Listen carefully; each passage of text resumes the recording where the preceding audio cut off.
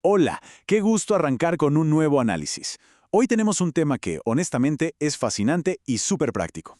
Vamos a tomar esas métricas de eficiencia energética que a veces parecen un laberinto matemático imposible y las vamos a hacer completamente accesibles. ¿Saben cuando se analiza el consumo de energía de cualquier instalación, uno siempre se topa con variables de la naturaleza que parecen imposibles de controlar? Pero hoy vamos a aprender a dominar la más grande de todas introduciendo un concepto increíble, el punto de equilibrio de un edificio. Les aseguro que después de esto, la forma en que leemos los datos de consumo va a cambiar por completo. Pensemos en esto por un segundo. Es un dilema clásico que prácticamente cualquier persona que gestiona instalaciones ha vivido. Digamos que se invierte muchísimo tiempo y capital en mejorar el aislamiento, se optimizan los equipos y de pronto llega el fin de mes y la factura de electricidad efectivamente bajó. Genial, todos a celebrar. Pero siempre queda una duda silenciosa flotando en el aire. ¿Realmente logramos bajar el consumo por todo ese enorme esfuerzo? ¿O fue simplemente que la naturaleza decidió darnos un verano un poco más fresco de lo normal? Bueno, esa confusión exacta es la que vamos a resolver hoy. Para lograrlo, nuestra hoja de ruta será bastante directa. Primero, veremos el desafío climático. Segundo, descubriremos qué son exactamente los CDD. Tercero, compararemos los grados día contra la temperatura. Cuarto, revisaremos cómo es la obtención de datos meteorológicos. Y por último, cerraremos con la normalización y la norma ISO 5001. ¡Comencemos! Bien, vamos con nuestro primer punto, el desafío climático. Entremos en materia. Lo primero que necesitamos entender es el verdadero impacto del clima. A ver, el clima es, sin lugar a dudas, el comodín definitivo cuando intentamos rastrear los costos de energía. Un mes hace un calor insoportable y hay muchísima humedad, y el siguiente el clima está súper templado. Esta volatilidad hace que medir cómo están funcionando realmente los equipos sea como intentar darle a un blanco en movimiento con los ojos vendados. Y ojo, aquí es donde mucha gente cae en un error común. Uno pensaría, pues fácil, reviso el clima en las noticias, lo cruzo con la factura y listo. Pero no. Los datos meteorológicos básicos por sí solos simplemente no cuentan toda la historia. No podemos tomar la temperatura promedio del aire exterior y pretender saber si los sistemas de enfriamiento están siendo eficientes. Falta un eslabón, ese puente vital entre el clima que hace afuera y el diseño físico específico del edificio. Lo que nos lleva directo a nuestra segunda parada. ¿Qué son los CDD? Aquí es donde entra la solución a este gran rompecabezas. Les presento a los grados día de enfriamiento, o CDB por sus siglas en inglés. Y esta es la definición formal, que literalmente cambia las reglas del juego. Es una medida de cuánto, en grados, y por cuánto tiempo, en días, la temperatura exterior superó una temperatura base específica. Para ponerlo en términos súper claros, sobre todo si es la primera vez que escuchan sobre eficiencia energética, no se trata de mirar qué marca el termómetro a las 2 de la tarde. Es una medida acumulativa. Es medir todo el esfuerzo térmico que la naturaleza le está tirando al edificio. Toma en cuenta tanto qué tan fuerte es el calor como cuánto tiempo dura. En la vida real, un pico de calor de una sola hora no impacta a los equipos igual que una ola de calor que dura 3 días seguidos, ¿verdad? Bueno, los CDD miden exactamente eso. Ahora, el secreto detrás de todo esto es la famosa temperatura base, también conocida como nuestro punto de equilibrio. Imaginen que hay un punto mágico y exacto donde un edificio está perfectamente cómodo por sí solo. Los termostatos no hacen ruido porque no hace falta ni calentar ni enfriar nada. Encontrar este punto es vital porque varía drásticamente de un lugar a otro. Piénselo, una fábrica llena de máquinas operando sin parar tiene un punto de equilibrio bajísimo comparado con un almacén que está vacío. Y aquí va un dato increíble. Usar temperaturas base genéricas, digamos asumir 15 o 18 grados para cualquier edificio, puede causar errores de hasta un 30% en los análisis energéticos. ¡Un 30%! Es muchísimo. Por eso calcular este número específico es la clave absoluta para no tener datos completamente distorsionados. Pasemos a la sección 3. Grados día versus temperatura. Ahora que ya sabemos qué son los CDDs y el punto de equilibrio, se preguntarán, ¿cuál es la verdadera diferencia práctica entre usar esto y usar simplemente la temperatura promedio de toda la vida?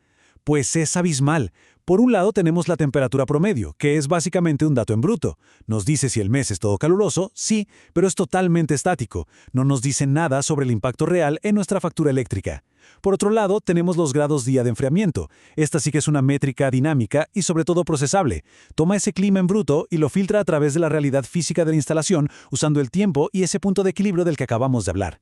Evaluar la eficiencia usando solo la temperatura promedio es como intentar juzgar qué tan bueno es un auto fijándonos solo en el tamaño del motor. Le falta todo el contexto. Los CDD nos dan ese contexto exacto de cuánta energía extra tuvo que gastar nuestro sistema. ¡Excelente! Vamos con la sección 4. Obtención de datos meteorológicos. Bueno, la teoría está clara, pero a la hora de la verdad no podemos simplemente adivinar estos números. Necesitamos datos duros. ¿Cómo conseguimos esta información para hacer los cálculos? La respuesta empieza con este número espectacular, más de 1.000.000. Así es. Hoy en día, mediante plataformas de datos sofisticadas, tenemos acceso a más de 1.000.000 de estaciones meteorológicas a nivel global. Estas herramientas están constantemente recopilando lecturas, limpiando errores y rellenando huecos de información, lo que significa que se acabaron las aproximaciones. Hoy podemos cuantificar el impacto del clima con una precisión casi quirúrgica para la ubicación exacta donde se encuentra el edificio. Pero claro, con tantas opciones, ¿cómo decidimos qué estación usar? Básicamente tenemos dos caminos. El primero son las estaciones del mundo real, las famosas estaciones ICAO o WOMO, que suelen estar en los aeropuertos. Son excelentes si necesitamos datos súper recientes, de ayer mismo. El segundo camino son las estaciones de cuadrícula global, que usan modelos satelitales avanzadísimos y tienen un historial impecable desde enero del año 2000. Y para no complicarnos, existe algo llamado la regla de los 20 kilómetros. Funciona así: si hay una estación física de alta calidad a menos de 20 kilómetros de distancia del edificio, nos vamos con esa. Pero si estamos en una zona más alejada y la estación real más cercana está a más de 35 kilómetros, entonces la estación de cuadrícula global es por mucho la mejor opción. Para hacerles un resumen rápido de cómo extraer estos datos, el proceso se reduce a 3 pasos fundamentales. Paso 1. Usamos las herramientas para encontrar nuestra estación local de alta calidad. Paso 2. Configuramos todo usando esa temperatura base o punto de equilibrio único de nuestra instalación. Y el paso 3 es una verdadera joya. Generamos los datos de manera personalizada. Todos sabemos que las facturas de luz casi nunca van exactamente del primero al último día del mes, ¿verdad? Siempre son fechas raras. Bueno, con estas herramientas alineamos los datos climáticos para que cuadren milimétricamente con esas fechas irregulares de facturación. Y listo, una comparación perfecta. Finalmente, llegamos a la sección 5, normalización e ISO 5001. Ya para ir cerrando, hay que conectar todo este análisis detallado con el panorama general. Y me refiero a los marcos globales de gestión de energía, como la norma ISO 5001, que es la máxima autoridad en este tema. La norma ISO 5001 habla de un concepto llamado normalización. Su definición oficial es la modificación de los datos para tomar en cuenta los cambios del desempeño energético en condiciones equivalentes. En lenguaje cotidiano, esto significa que, para poder afirmar con seguridad que un edificio es más eficiente hoy que hace un año, no podemos simplemente comparar los consumos así de golpe. No si un año tuvimos una ola de calor histórica y el otro un clima fresco. Tenemos que ajustar esos números usando variables relevantes, y el clima es la variable más crítica de todas.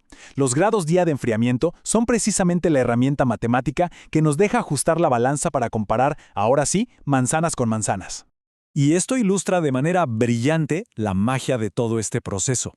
Al comparar el consumo histórico esperado contra el consumo actual que estamos teniendo, los grados día de enfriamiento nos permiten normalizar nuestra línea base, considerando el clima que realmente hizo.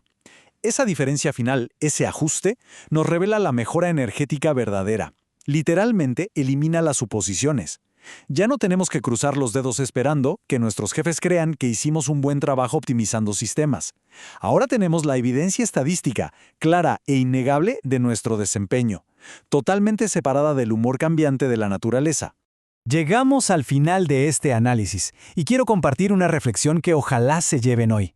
La próxima vez que tengan en sus manos un informe de consumo o una factura de electricidad, deténganse a pensar por un segundo.